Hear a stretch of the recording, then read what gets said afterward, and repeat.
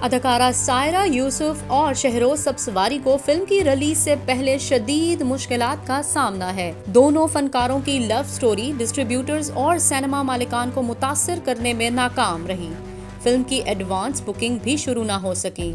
सायरा यूसुफ और शहरोज ने सन 2012 में लव मैरिज की थी, जिनकी जोड़ी को शोबिस की रोमानवी जोड़ियों में शुमार किया जाता था, लेकिन सन 2020 में इनके दरमियान तलाक हो गई थी। तलाक के कुछ अर्सा बाद शहरोज सब्सवारी ने मॉडल सदफ कमल से शादी कर ली थी। तलाक के बाद अब पहली बार दोनों बेबी लिशेस में एक साथ रोमांस करते दिखाई देंगे, जिसके बारे में जराए ने बताया कि दोनों ने हकीकी जिंदगी का रोमांस दिखाने के लिए ही इस मौजू पर फिल्म बनाने का फैसला किया था। सायरा यूसुफ और शहरोज सब्सवारी की हकीकी जिंदगी भी फिल्म की कहानी से काफी मिलती जुलती है और इसीलिए हकीकी जिंदगी में पेश आने वाले उतार चढ़ाव और रोमांस और दीगर वाकयात देखने को मिलेंगे।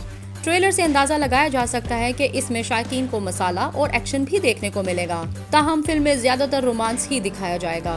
फिल्म के डायरेक्टर ईसा खान, जबकि कास्ट में अदाकार आदि अदील, मानी, शहजीन राहत, अदनान जाफर और सबीना सैयद शामिल हैं। बेबी लिशेस बहुत जल्द पाकिस्तानी सिनेमा घरों में रिलीज होने जा रही है, जिसके लिए 10 फरवरी की तारीख का ऐलान किया गया है, लेकिन फिल्म की रिलीज से पहले मुश्किलात सामने आ गई हैं। जराए ने बताया है कि बेबी लिशेस डिस्ट्रीब्यूटर्स और सिनेमा मालिकान को मुतासिर करने में नाकाम हो गई है, जिसकी वजह से अभी तक बड़ी सिनेमा चेन ने फिल्म की बुकिंग नहीं की। चंद रोज पहले कुछ सिनेमा मालिकान को फिल्म दिखाई गई थी ताकि वो इसे रिलीज करने में दिलचस्पी लें, लेकिन कई बड़े सिनेमा मालिकान ने फिल्म रिलीज करने से मुआजरत कर ली, क्योंकि इनका कहना था कि सायरा यूसुफ और शहरोज बड़ी स्क्रीन के चेहरे ही नहीं हैं और वैसे भी फिल्म बहुत पुरानी है। इस बारे में मजीद मालूम हुआ है कि फिल्म को पहले न्यूज चैनल्स के इश्तराक से रिलीज करने की कोशिश भी की गई, लेकिन किसी भी चैनल ने इसमें दिलचस्पी नहीं ली। जिन सिनेमा घरों में फिल्म की रिलीज का ऐलान किया गया था, वहां अभी तक एडवांस बुकिंग शुरू नहीं हो सकी, क्योंकि शायकीन फिल्म में बिल्कुल भी दिलचस्पी नहीं ले रहे।